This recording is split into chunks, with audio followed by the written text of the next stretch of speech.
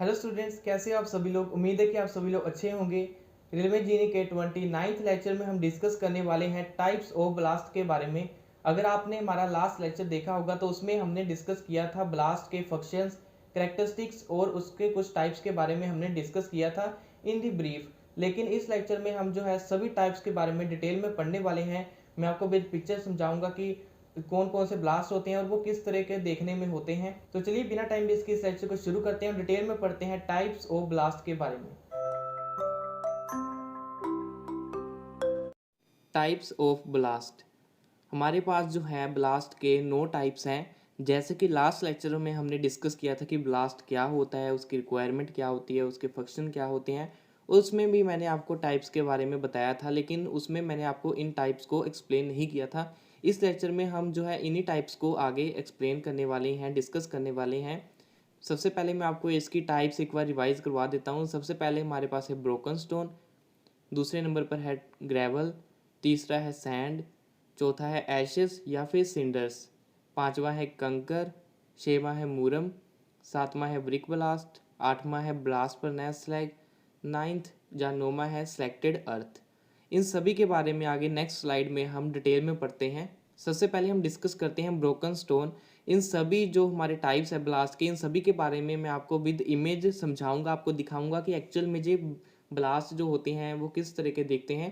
जैसे कि broken stone को आप इस इमेज में देख सकते हो। अभी इसके बारे में जो है थोड़ी सी इंफॉर्मेशन पढ़ लेते हैं। Broken stone blast satisfied all the requirements of an ideal blast.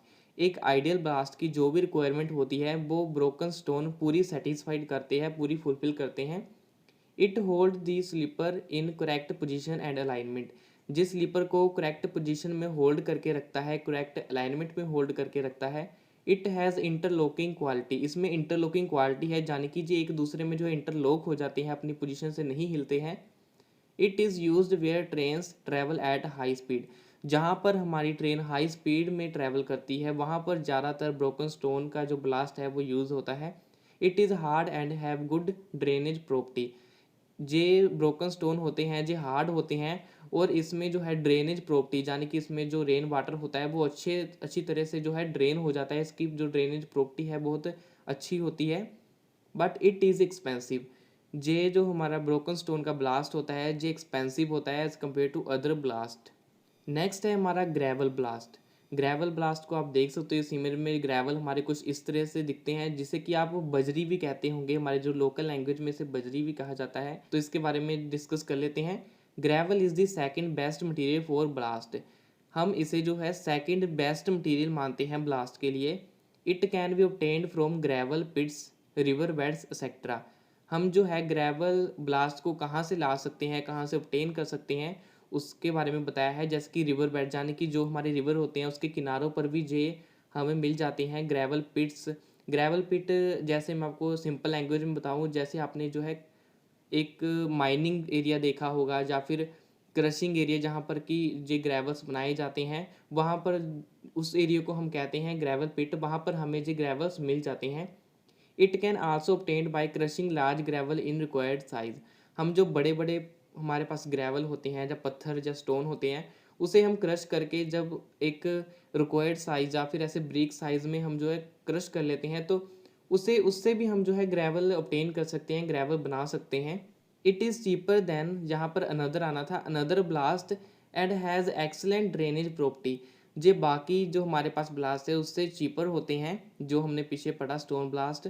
और जे इसकी जो ड्रेनेज प्रॉपर्टी है, इसकी भी ड्रेनेज प्रॉपर्टी काफ़ी अच्छी होती है, गुड क्वालिटी की होती है। But it requires screening before use due to large variation in size. इसमें क्या होता है कि बहुत सी वेरिएशन होती है साइज़ में, छोटे बड़े पत्थर होते हैं, तो इसमें हमें स्क्रीनिंग करनी पड़ती है, जाने कि हमें इसे छांटना पड़ता है, अलग करना पड़ता है एक पर्टिकुलर साइज़ के ग्रेवल्स को। या फिर अगर हम जो है ग्रेवल पिट, यानी कि जो हमारी खान होती है, माइनिंग होती है, वहाँ से इसे निकालेंगे तो उसमें मिट्टी भी मिली होती है, उस मिट्टी को भी हमें धोना पड़ता है, तब हमारे ग्रेवल्स जो हैं वो अलग होते हैं मिट्टी से। तो इसमें हमें स्क्रीनिंग करनी पड़ती है, जिसकी वजह से इसकी जो कॉस्ट भी है इंक्रीज़ हो जाती है। थर्ड है हमारे पास sand. Sand can be used as ballast. जो हमारी सैंड होती है, आपने अपने कंस्ट्रक्शन एरिया पर भी देखी होगी, उसे हम एज ए ब्लास्ट यूज़ कर सकते हैं। Generally coarse sand is prepared in place of fine sand. हमारे पास दो तरह की सैंड होती है, कोर्स होती है, एक फाइन। फाइन यानी कि जो बहुत ही बारीक सैंड होती है, जैसे कि जो हमारे सीमेंट के साथ मिक्सचर में मिलाई जाती है। और कोर्स सैंड भी होती है, उससे थोड़ी सी बड़ी, जैसे कि आपने इंटरलॉकिंग टायर्स वगैरह के नीचे जो बिछाई जाती है वहाँ पर देखी होगी, जो छोटे मोटे से पत्थर होते हैं उसे हम कहते हैं कोर्स सैंड। तो जनरली हम जो है ब्लास्ट के लिए कोर्स सैंड को प्रेफर करते हैं in the place of fine sand. It is most suitable on tracks where pot sleeper are used. जहाँ पर हमारे पोर्ट स्लीपर यूज़ होते हैं वहाँ पर इसे सुटेबल माना गया है, वहाँ पर हम इसे यूज़ करते हैं। अगर आपको पोर्ट स्लीपर के बारे में नहीं पता है तो ये एक स्लीपर की टाइप होती है। अगर आप पोर्ट स्लीपर के बारे में डिटेल में पढ़ना चाहते हो तो आप हमारे पिछले स्लीपर वाले लेक्चर्स देख सकते हो। कास्ट आयरन की ये एक टाइप होती है पोर्ट स्लीपर, वहाँ पर कास्ट आयरन के जो स्लीपर वाला लेक्चर है वहाँ पर जाकर आप इनके बारे में डिटेल में पढ़ सकते हो, जिसका लिंक भी मैं डिस्क्रिप्शन में दे दूंगा। It is used only at unimportant tracks. जो हमारे अनइम्पोर्टेंट ट्रैक होते हैं या फिर कंस्ट्रक्शन पर्पज़ के लिए, जो टेम्परेरी पर्पसेस के लिए हम बनाते हैं, वहाँ पर ही हम इसे यूज़ करते हैं। It is cheap and available easily. ये इंडिया में हर जगह पर अवेलेबल हो जाती है और चीपली अवेलेबल हो जाती है, इसलिए हम इसे अल्टरनेटिवली ऐसे यूज़ कर लेते हैं। It has no stability and disturb easily. इस पर बनाए गए ट्रैक आसानी से डिस्टर्ब हो जाते हैं और इसकी कोई भी स्टेबिलिटी नहीं होती है इसमें। चौथा है एशेस या फिर cinders. Ash also called cinder is obtained from coal fired power plant और स्टीम लोकोमोटिव्स। जो हमारे स्टीम लोकोमोटिव होते हैं, जो कोल फायर्ड पावर प्लांट, जैसे कि जहाँ पर बिजली बनती है हमारी जो कोल से, ऐसे जो पावर प्लांट होते हैं, जहाँ फैक्ट्री इंडस्ट्रियल एरिया होता है, वहाँ से हमें जो आसानी से मिल जाती है ऐश। ऐश को आप ऐसे मान सकते हो, जो भी वुडन रेजिड्यू होता है जलाने के बाद जो हमारे पास बचता है, आपने घर में भी देखा होगा, जो वहाँ उसे हम कहते हैं ऐश या फिर cinders. It is cheaply available and has good drainage properties. की जो ड्रेनेज प्रॉपर्टी है वो गुड होती है और ये चीपली अवेलेबल हो जाता है। It is easy to handle and transport. इसे ट्रांसपोर्ट करना भी आसान है, हैंडल करना भी आसान है, यानी कि इसे ट्रैक बनाना काफ़ी आसान है। It is very soft due to unable to bear heavy train load. जब हम इसे ट्रैक में यूज़ कर लेते हैं, वहाँ पर हैवी लोड आ जाता है ट्रेन का, तो वहाँ पर ये बेयर नहीं कर पाते इतने लोड को, क्योंकि ये बहुत ही सॉफ्ट होते हैं। इसकी वजह से हमारे स्लीपर जो है, रेल सेक्शन है, वो नीचे की तरफ जो है मिट्टी में दब जाते हैं, हमारी सब ग्रेड में दब जाते हैं। इट आल्सो क्रोइड steel sleepers and rail foots. जो हमारे रेल के फुट होते हैं, या फिर हमने अगर स्टील स्लीपर यूज़ किए हैं वहाँ पर इस ब्लास्ट को यूज़ कर रहे हैं, उस पर जो है इसकी वजह से क्रोजन लग जाता है, यानी कि जंक लग जाता है। ये इसकी एक डीमेरिट या फिर डिसएडवांटेज है। फिफ्थ है कंकर। कंकर is naturally found in the form of course aggregates from which lime is prepared। कंकर भी एक तरह से आप स्टोन मान सकते हो, लेकिन इसे हम जो है किसी भी प्रोसेस से नहीं बनाते हैं, जो नेचुरली अपनी शेप में होते हैं। नेचुरली हमें जो है कोर्स एग्रीगेट्स इसके मिलते हैं, जैसे इस डायग्राम में देख सकते हो, जो नेचुरली फॉर्म्ड होते हैं। इसे हम किसी भी तरह से क्रशिंग करके नहीं बनाते। इनसे जो है लाइम भी क्रिएट किया जाता है।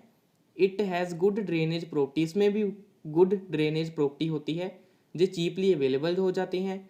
It is difficult to maintain track which contain kankar ballast. It has a low crushing strength. इसकी जो क्रशिंग स्ट्रेंथ होती है वो काफ़ी लो होती है, यानी कि जब ट्रैक पर लोड आएगा तब ये हमारे कंकर जो होते हैं वो टूट जाते हैं ज़्यादा लोड आने की वजह से, और इनकी मदद से ट्रैक बनाना काफ़ी मुश्किल होता है, इसे मेंटेन करना काफ़ी मुश्किल हो जाता है ट्रैक्स पर। Moorum. Moorum is obtained by decomposition of laterite. जो हमारी लेटराइट एक सोइल की टाइप होती है, जो सोइल होती है उसकी डीकम्पोजिशन पर बनती है मूरम। इट हैज़ येलो और ऑरेंज कलर। इस मूरम ब्लास्ट का जो कलर होता है वो येलो या फिर ऑरेंज होता है, जैसे आप इस डायग्राम में देख सकते हो। मूरम एक तरह से आप मान सकते हो कि क्लेई सोइल होती है, क्लेई सोइल को हम मूरम कहते हैं। It prevents permeability of water into the subgrade और फॉर्मेशन। ये ट्रैक पर रेन वाटर या फिर पानी किसी भी तरह से जो है ट्रैक से नीचे सबग्रेड में जाने से रोकती है। ये एक तरह से जो है वाटर प्रूफिंग लेयर की तरह काम करती है। It is use as a blanket for subgrade on track and use together with another type of ballast. ये एक तरह से ब्लैंकेट की तरह काम करती है सबग्रेड के ऊपर। मैंने जैसे आपको बताया, ये सबग्रेड में पानी जाने से रोकती है। मूरम को हम जनरली जो है किसी और ब्लास्ट के साथ में यूज़ करते हैं। हम सबग्रेड के ऊपर मूरम की एक लेयर प्रोवाइड करते हैं और उसके ऊपर जो है another type of blast use कर लेते हैं। जैसे कि परमानेंट वे वाले जो लेक्चर था उसमें भी मैंने आपको डायग्राम में वो दिखाया था कि हमने ब्लास्ट के नीचे एक मूरम की लेयर प्रोवाइड की होती है, जो कि एज ए वाटर प्रूफिंग का काम करती है सबग्रेड के लिए। सेवन्थ है blast furnace slag. Blast furnace slag is waste product of steel industry. Steel industry का जो भी बेस्ट प्रोडक्ट निकलता है उसे हम ब्लास्ट फर्नेस स्लैग कहते हैं। जैसे इस डायग्राम में देख सकते हो जी, खोखले जो या फिर पोरस पत्थर हैं, इसे हम कहते हैं blast furnace slag. A high grade slag is considered as a ideal ballast for the track. एक ट्रैक के लिए जो हाई ग्रेड स्लैग होता है उसे हम आइडियल ब्लास्ट कंसीडर करते हैं, यानी कि अच्छा ब्लास्ट जो है हम उसे मानते हैं। It is strong, cheap and has good drainage property. इसमें अच्छी ड्रेनेज प्रॉपर्टी होती है, जो चीपली अवेलेबल हो जाते हैं, और इसकी जो स्ट्रेंथ है वो काफ़ी स्ट्रॉन्ग है, जो काफ़ी स्ट्रॉन्ग होते हैं, जो लोड को जो है आसानी से बेयर कर लेते हैं। It is not available in large quantity, लेकिन इसकी एक लिमिटेशन ये है कि ये हमें लार्ज क्वांटिटी में अवेलेबल नहीं हो पाते। एट्थ है ब्रिक ब्लास्ट। ब्रिक ब्लास्ट आप देख सकते हो डायग्राम में, आपने कई बार घर की कंस्ट्रक्शन में भी देखा होगा, इसे फ्लोरिंग में यूज़ करते हैं और साथ ही साथ फाउंडेशन में भी यूज़ करते हैं। जे आम आप इंडियन कंस्ट्रक्शन में जो है कहीं पर भी देख सकते हो। Brick ballast is considered as alternative ballast. इसे हम अल्टरनेटिव ब्लास्ट की तरह कंसिडर करते हैं। It is use at place where ideal ballast is not available. यहाँ पर हमें कोई भी आइडियल ब्लास्ट नहीं मिलेगा, वहाँ पर हम इसे अल्टरनेटिव तौर पर यूज़ कर लेते हैं एक रेलवे ट्रैक को बनाने के लिए।